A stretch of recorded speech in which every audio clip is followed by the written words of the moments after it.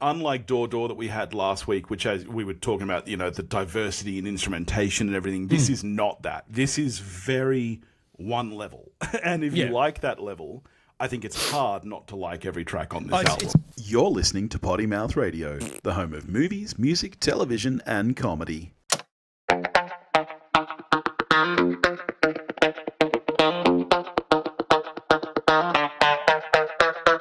And now, the hunt for the perfect album.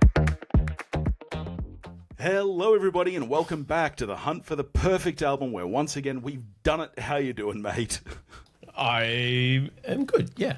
I know you are. This week, I threw an album at you. It's from way back in the yonder year of 2007. It is the debut album. 4 times. Debut album by Brit pop / punk band The Wombats. So I've got to say, how does a British band come to call themselves The Wombats? I could not tell you. It's bothered me the whole time since you gave it to me. It's like, it's such a weird thing to pick. It's not even one of our most... It's not like calling yourselves the kangaroos or the koalas or something. It's a fucking wombat. I think it makes sense. Nature's speed hump. Well, that's the thing. The wombat is such a cute little cuddly animal, but it's so stocky and broad. There's something really visual about the name The Wombats to me. Like, you hear the kangaroos, I kind of like... maybe I'm not patriotic. I couldn't give a fuck about a roo. But you hear the name The Wombats? It's so visual to me. Do you get that? Yeah, it rolls off the tongue. It's a nice name. It's just when you're sitting around your apartment as, I don't know, art students, whatever the fuck they were, going, what are we going to call our band? Yeah. It's just a weird thing to even enter the conversation. This is another one of those bands that I would have sworn are bigger than they are. In my head, I thought the Wombats were quite large, particularly at the time this album came out. But looking, they only got 3.5 million monthly listeners on Spotify. Fucking losers. Let's Dance to Joy Division is, of course, their biggest song, which is on this album. So had you heard anything outside of that song, or that was the only one that you would... Okay, all right. Because you'd mentioned that we were... at some point going to have them on the show. Like well back. And so I flat out refused to have them played in the car, played in anything. I just said, I'm not cheating. I take this show very seriously. Well, yeah, I go because into way back albums when cold. we first started the spreadsheet, this would have been one of the albums that I'd thrown in, and for some reason it kept getting shuffled back further down the line. Because you're like me, you think of something and you bump everything else. Well, exactly, yes. But I've been listening to this album a lot of late. I've been using the Spotify I'm surprised DJ. they've been around that long. Oh, yeah. Because I'd never heard of them before Sonia mentioned them. And she's got like 4 or 5 bands that she's madly in love with and has been for several years now. The Wombats, something called DMAs that I didn't know what the fuck they are. Well, this is another one of those bands similar to... something in the Bottlemen, I want to say. Right. This is another band very similar to... Eve 6 for me, where I love and adore this album. I've listened to this album a million times over many years. Never listened to anything they've released outside of this album. Oh, really? Because Yeah. she told me flat out that this is not their best album. It's a Well, glitter bug or glitter something is the best album. right. So maybe we both need to go and investigate further. Possibly. So this is just one of those albums for me where I love it so much. I do think it is a perfect album, top to finish. But I don't know, I've just never gone out and ventured the rest of the Wombats discography. So let's get straight into it then. It kicks Hit me with off your thoughts. I like it. You knew I'd like it. Obviously, I like it. A lot more Liverpudlian than I was expecting. Very British, yeah. There's a few tracks on here where I went, oh, okay, I can tell that a fan of Martha likes this album. Yeah. But the first track, they come out of the gates like fucking With tripod, an and yeah. I didn't know where I was going after that first track. Yeah. I like it, but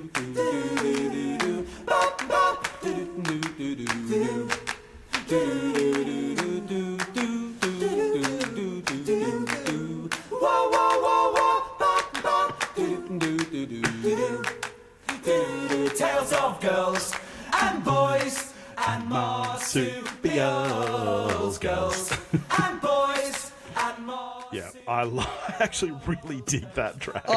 It's one of my favourite tracks, but I mean, that sounds more like Tripod or Axis of Awesome or one of these sort of just not musical what you comedy acts. It's not. It doesn't set the tone for the record, other than Working in Marsupials, which obviously ties the band name in. Yeah. And the name of the album, but I think it's a great opener. Yep. But it's perplexing to me. So then, what did you think of? I guess the real first track on the album, "Kill the Director"? Oh, I think it's one of the strongest tracks. I really like the. So one thing I'll say in general about this, which is I found surprising, having kind of the experience that I've got with stuff that you like and stuff you've given me, is I think musically this is incredibly catchy and well written from start to finish. The energy goes up poppy, and it stays up all the way to the end, and there's no down notes. It doesn't dip. It's just high energy, gets you going the whole way through. Yeah. While I don't think the writing is bad, I don't think that very few of the tracks did I find anything particularly outstanding or overly impressive about the lyrics. Yeah, I can definitely see that. They are very simple. They're very almost juvenile in a lot of ways. It doesn't surprise me this is a first album, because there's a few tracks where you get a sense of their sense of humor. It's the kind of thing a teenager would write down and think is really deep. But you get a sense of their sense of humor, and I like it. It's my sort of sense of humor. There's some cynicism in there and some sarcasm, but it's very kind of superficial, almost juvenile. I'd agree with that. You get to, they're a bit further down the list, but even in this one, if this is a rom-com, Kill the Director, whatever it is, I'm not Bridget Jones or whatever it is. Yeah, it's funny, but it's this. If they were, say, 30 or they were Ben Folds or something, there'd be layers to that humour. It'd be, Elvis Costello would have some more metaphor in there and stuff, rather than just, I'm not Bridget Jones, this is a rom-com, I'll kill the director. So the right sense of humour, but without the maturity.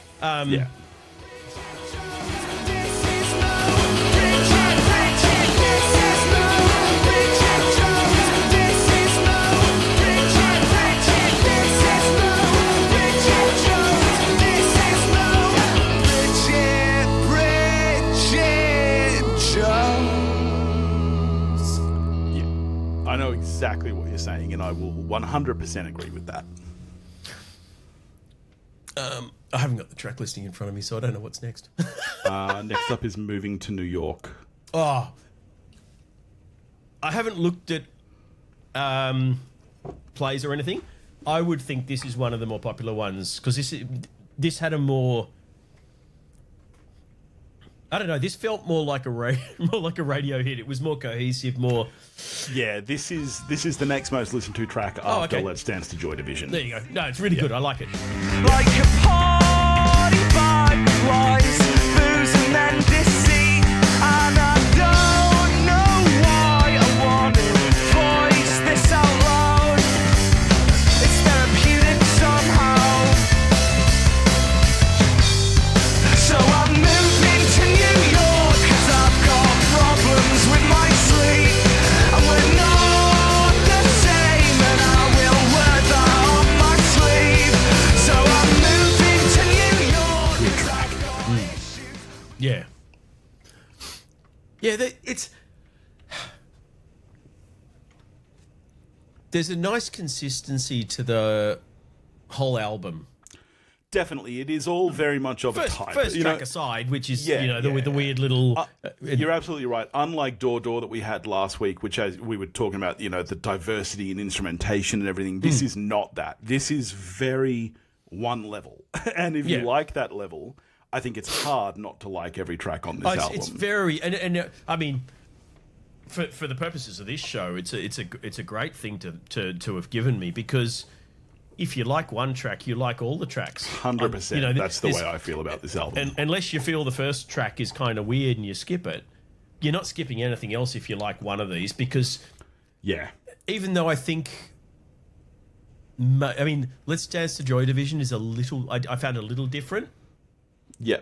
To the rest, not enough that you'd like one and not the others, but I can understand why it's kind of the standout. It's almost, if you told me they had that was the one track on the album that they didn't write, someone else wrote it, and they just did put some music to someone else's lyrics, I'd believe that, because it's a little bit different than the others.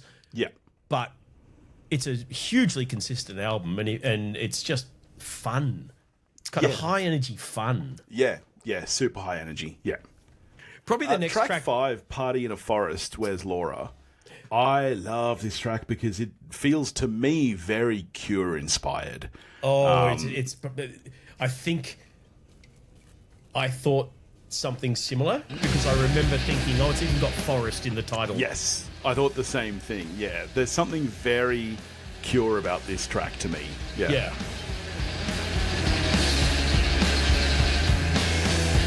Am I in a scene from a Midsummer Night's Dream? I thought raves like these died in the 90s. The forest is breathing along with us tonight. Upper class thugs take middle class drugs, and we all get lowered in size. This is not my scene, I should not be here tonight. Laura. There's something even about his voice vocals sounds in that like track. Robert Smith in that one. Yeah, and I didn't think even that like about the any of the others. phrasing and everything that he's got going is very Robert Smith inspired. Yeah, no, I'm glad we both, because I do remember thinking that at the time, and not just because it had Forest in the title, but he sounded like Smith. Yeah. The next track, School Uniforms, is one of the ones that stands out to me that I really liked. The attitude of it, the imagery that it evoked. Yeah. Something very, very, I don't know, English, and I kept sort of getting images of like fucking Grange Hill and shows like that. Yep. Oh, sweet Louise, whatever happened to her? Then it all went downhill. You grew tall, I stayed the same. I guess that's just puberty, making us boys always play a losing game. Yeah. Is it very? I know I mentioned Ben Folds before, but there's a kind of a through line on this that reminds me a little bit of what's the album with Brick on it? Whatever and Ever Amen, which was the first Ben Folds album I gave you. The one where the kind of overarching feeling you get through the whole thing is of that this Ben kind Folds of is kind of a prick. grumpy incel that just gets the shits because women don't want to fuck him. And this is that, but at a school level. It's like all the chicks hate me and boo-hoo. It is. It's as we were saying, the lyrics are very immature. I wrote very, very similar songs between the ages of like 15 and 17. I myself recorded an album at about 16 years old that was titled Tales from a Tortured Soul. Which thankfully is not available anywhere. Oh, but that's fantastic. I did. I had very similar lyrics on there, and I thought I was a great songwriter. No one knows the pain I feel in my broken heart. I thought I was a great songwriter. And I look back now and I'm like, oh, fuck. See, I've got an excuse because when some of them are fun. My first year of high school is when Dead Poets Society came out. So I've got an excuse. We were all gathering in hordes in... I think... I still remember me and about 4 or 5 friends we'd found this underground car park I think it would have been just off Pitt Street somewhere in the city, and we used to go down, cut periods from school, go down there and smoke and drink and read each other fucking William Blake, and it's just the most painfully pretentious bullshit. But we thought we were deep as fuck. 100%. Yeah. Yeah, no one is as emotional and open to the world as we are, despite the fact we were literally copying a movie. Yeah. Oh, lordy. What do we get next? Oh, ironically, Here Comes the Anxiety. Kind of the serious song on the album, sort of. Yeah, kind of. A bit. Yeah.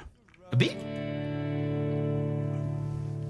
No hint of a smile or the usual quirky anecdotes. No, this is a song about someone new, what not to say, what not to do. So now I think I'll just be honest. I hope that no one ever leaves, 'cause I don't want to be alone with me, not with the things that rush up and down this infinite spine. Yeah, it's like some of the lyrics are like almost there. You know, like I hope no one leaves because I don't want to be alone with me. It's not that witty Woody Allen, I wouldn't want to be a member of any club that would have me as a member.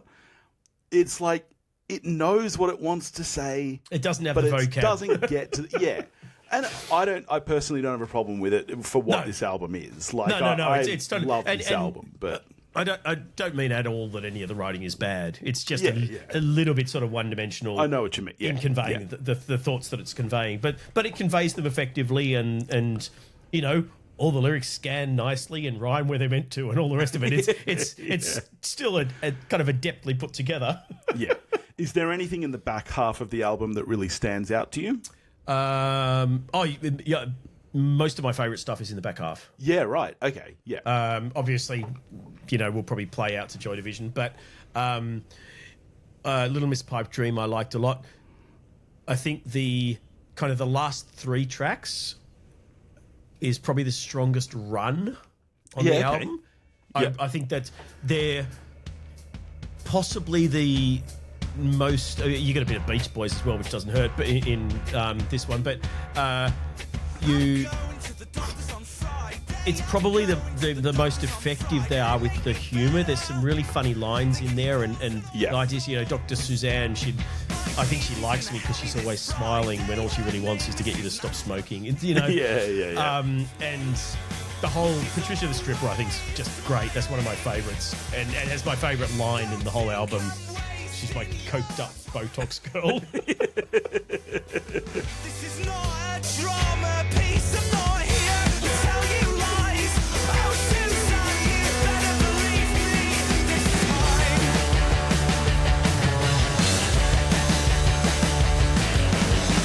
Help me, Susan, help me, Susan. Help me, Susan, help me, Susan. Yeah. I love all the harmonies on this album. Like they do stand out on that track. I know what you mean when you said Beach Boysy, but there's a lot of basically Help Me Rhonda with a different name. yeah. Yeah, nice. All right, so are you more a fan of the front half? I think so. I mean, I like the entire album. I don't think there's a bad track on it. But I think if I was going to just play particular songs, I think they'd be from the front half of the album. Wow. Because normally, I mean, I'm sure you're probably the same. With this show, I'm almost always the front half. The front half. You listen to it more. Listen to it over and over, and it's what sticks with you. It's very rare. And that's how I know that I actually do prefer the back half, because for albums on this show, for the back half to stand out to me means even more than it would with any other album, because you're normally kind of so exposed to the front half. Yeah. But yeah, Patricia the Stripper, I loved. My First Wedding, I thought was just a great. That's one of the ones where I actually thought the writing was really quite good.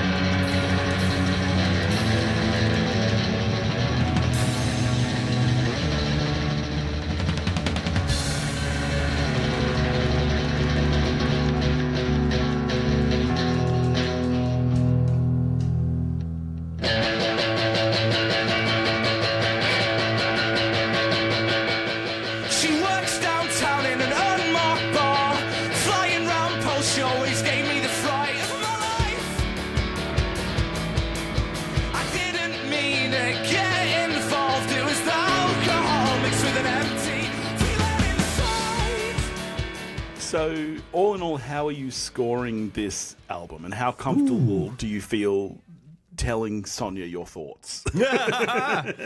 Oh, look, they're all positive. I like it, and I'm very keen to go. If I'm going to say Glitterbug. I can't remember exactly what it's called, but I think it's called Glitterbug. If that's a better album, I'm very keen to go check that out. Next, yeah, nice. Oh, look, I'm an 8, I think. Oh, that's pretty high. That's pretty strong. Yeah, there's no down notes. I like the whole thing. I'm not putting things in playlists. I'll just throw this album on. Yeah, nice. I think, which is can't say better than that. Yeah, nice. No, I like it a lot. Cool. All right. Well, what are you giving me next week? I always forget that's the last bit of the episode, and I'm always unprepared. Look, let me just see if I've actually put something into the spreadsheet, because that'd be a first.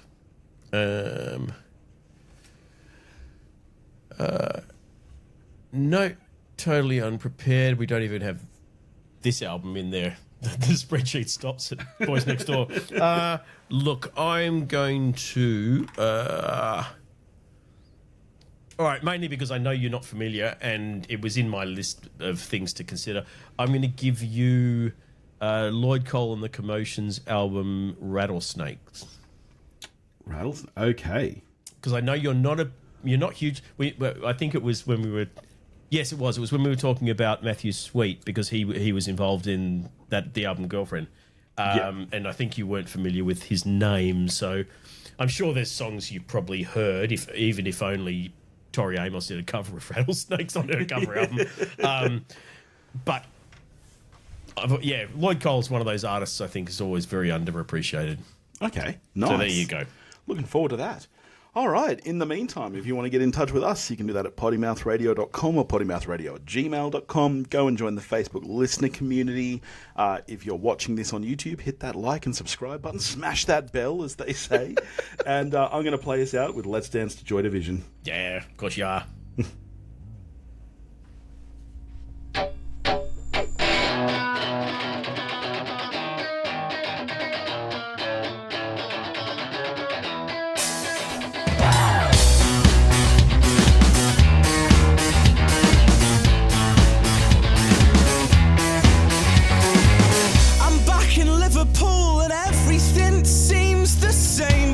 Something out last night that changed this little